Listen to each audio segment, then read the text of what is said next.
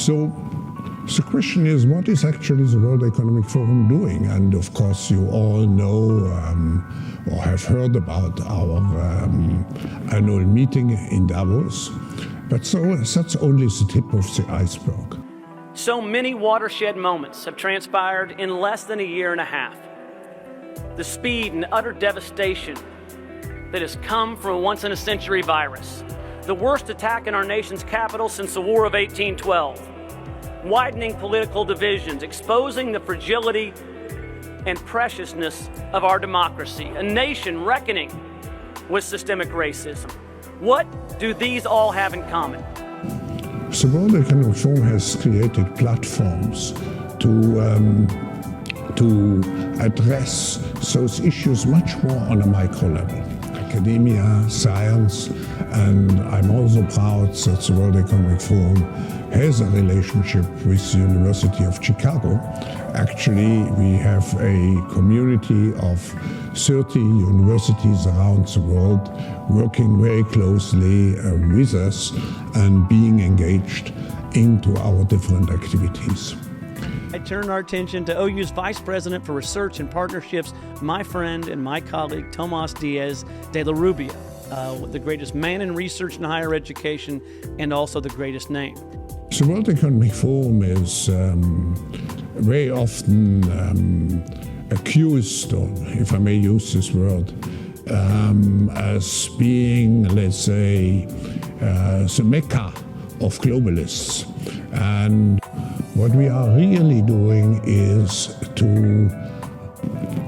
manage to conceptualize, sometimes to catalyze platforms to address specific global challenges. The verticals are those grand challenges that we at OU, under this strategic plan, are going to be tackling. Could you just tell our listeners and viewers your thought process and how you architected that strategy for research? Yeah, I came at this from the perspective that, as a planet, as a society, we face tremendous challenges in the 21st century. We face global challenges for us today and for future generations that require us at universities to be creative, to be innovative, to identify opportunities to create solutions to these global challenges. But what we also have to do is to complement what is done on a macro level, on a micro level, which means to address the manifold challenges in very structured and very purposeful ways.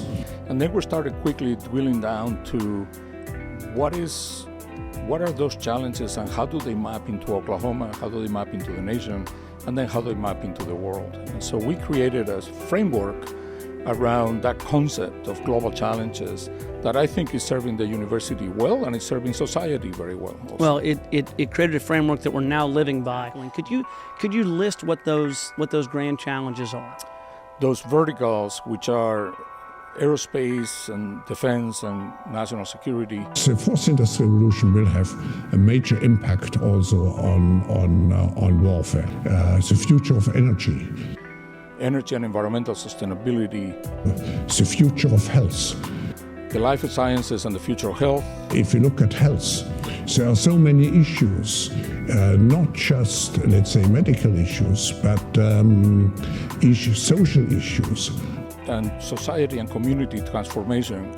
Those four verticals really represent the areas in which we as a university can focus, bring all our disciplines, all our colleges, departments, and expertise together across all the campuses of the university to truly tackle these grand challenges that are going to impact Oklahomans, that are going to impact the nation and the world. It's not lost on me or anyone else that all of this progress has taken place during COVID. During 2 years of complete disruption. Now, the fourth industrial revolution is not just a prolongation of this digitalization, it's much more. It's a combination of technologies. It's not just the digital technology. Just think of genetics, think of brain research and so on. And the power of the fourth industrial revolution comes from the combination of all those technologies. Yes, let me start with aerospace, defense, and national security. You know, the University of Oklahoma has tremendous assets, and you and I have talked about this. We believe that it is a role of a public university in the state, in the country, to help our warfighters, to help our military succeed in their mission. What the fourth industrial revolution will lead to is a fusion of our physical, our digital, and our biological identities. We have focused, because we're here in Oklahoma, we have focused strongly on the application of our radar capabilities that we have developed over the decades for predicting and understanding weather. We have taken those technologies and are now applying them to very important national security challenges. Where are they traveling? How are they traveling? What are they eating? What are they consuming on the platform? So, individual carbon footprint tracker. Stay tuned. We don't have it operational yet, but this is something that we're working on.